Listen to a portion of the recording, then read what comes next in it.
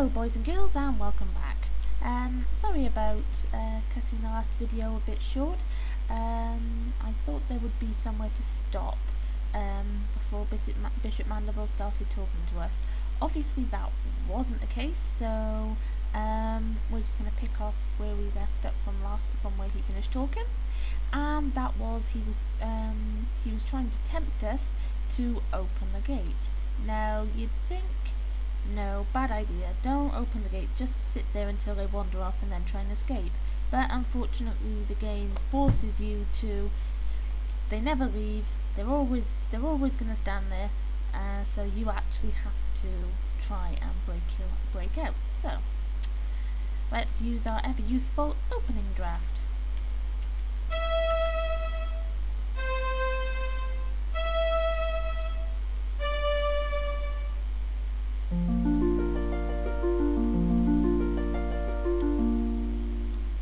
See, Cobb? An elusive breed, these weavers. Fortunately, however, they're quite helpless without their weaving sticks. That distaff will never work for you. Oh, no, my young friend, you're quite wrong about that. Come, let me show you why. Consider the common graveyard. There, the boundary between the living and the dead is indistinct. Every graveyard's like that, so? Now, imagine what might happen if this delicate boundary were to be somehow breached, torn open, so to speak. It's not that simple. You can't just rip the pattern apart like an old rag. But it is that simple, my boy, and I can. I have only to lift this rod, and the legions of the dead will stream forth onto the plane of the living. A vast army of the dead, nourished by the shepherd's flocks, armed by the artisanship of the blacksmiths, guided by the glassmaker's sphere. All under the spiritual leadership of one supreme commander, me! The final hour is now at hand.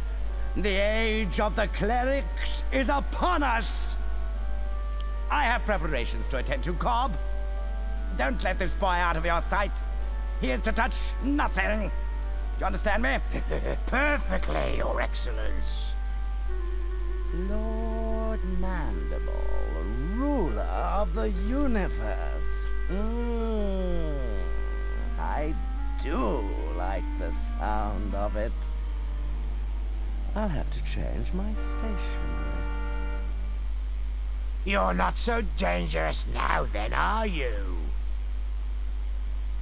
You have to love a megalomaniac. Okay. So, we seem to be trapped with a sadist, awaiting the end of the world when the clinically insane bishop decides to open a hole to hell. Wonderful. Let's see if we can get out of this fast. What's this? She looks hungry. I think I'll stay out of her way. Right, that's actually the, if you remember from at the end of the last video, that's actually the creature that flew us in from the blacksmiths to the cathedral. Now, I don't think we're going to be able to get past Cobb. However, here is the scrying sphere that the bishop bought. Keep away from that. His Eminence said not to touch anything. I wasn't going to touch it. Just looking, Cobb, that's all. Just looking, eh? Well then, perhaps we can do a bit of a trade. How about I let you look in the sphere If what? Well, the legends say that to gaze upon an uncloaked weaver brings death. Naturally, we clerics aren't given to such silly superstitions, but I'm curious. Let's answer this one once and for all, shall we?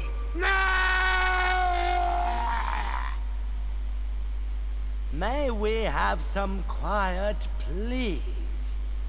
I can't even begin to invoke the dead with all that screaming. Well, he can't say he wasn't warned. Now, in the original game, none of that was shown. The conversation was there, but there was more of it, and you didn't actually see what happened to Cobb. To be honest, I'm not 100% sure that this interpretation of what happened to Cobb is actually accurate. I mean, we're never actually told what is beneath the Weaver's cloak, what it does to people, how it kills them. It could just send them insane, and so he would run to his death. I don't know. They've decided to give this a more visual interpretation, so he gets sucked into the cloak. Don't know why. Unless, to be honest, that's always left very vague. I actually wish it would be more. It would have been explained sometime, but no amount of internet searching can actually come up with an answer as to what is beneath the Weaver's cloak. Anyway, the object of that exercise was to get a look in this scrying sphere. So let's have a look.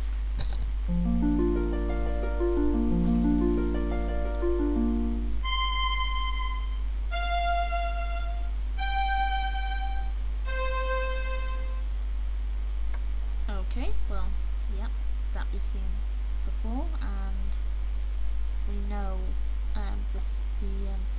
the drafts for that anyway.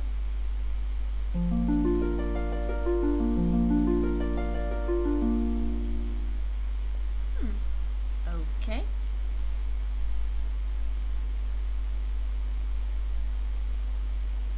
So it's chicken for dinner.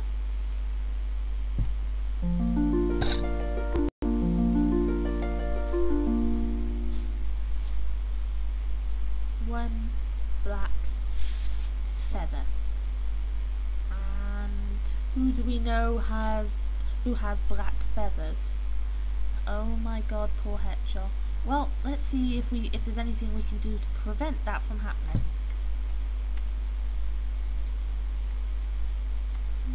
Okay. See if we can. First of all, let's see if we can talk the madman from opening the dead. I see Cobb has been lax in his duty. No matter. You're just in time to witness the dawn of a new era.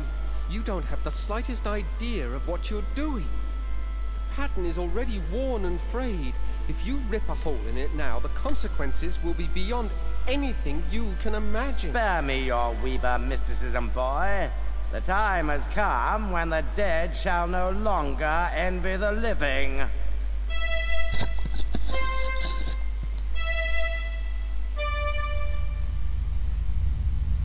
Oh, Lord.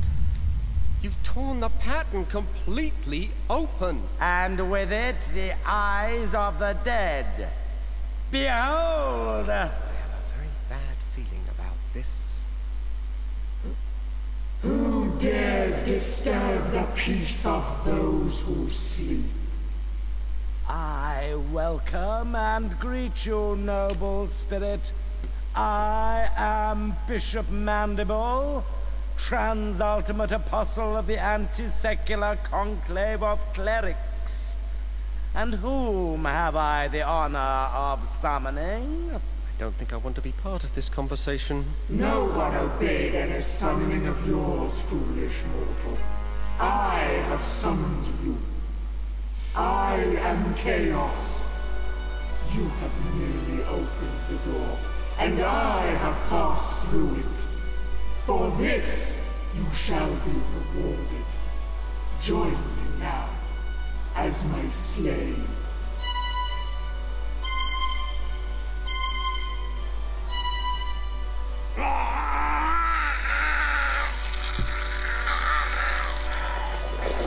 I see it has been much too long since my last visit. Gruesome. Well, that wasn't a good thing. The bishop has unleashed chaos. If you remember from right at the beginning, Hetchel warned that we couldn't stop chaos. We would either have to join it, or try and plan our escape. I think at this point we better make a move on to try and actually find our escape, and we still haven't found the swans. I can't seem to hold on to this thing. Well, Bobbin, please try harder because we need it. Well, that doesn't look very good. Let's see if we can find a way out. Don't think there's anything else here. No.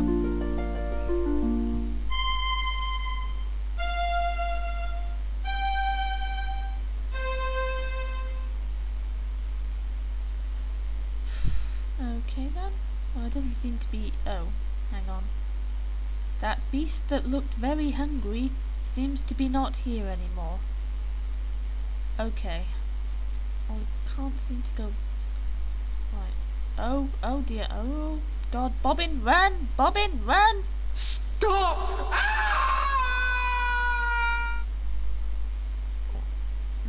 Okay.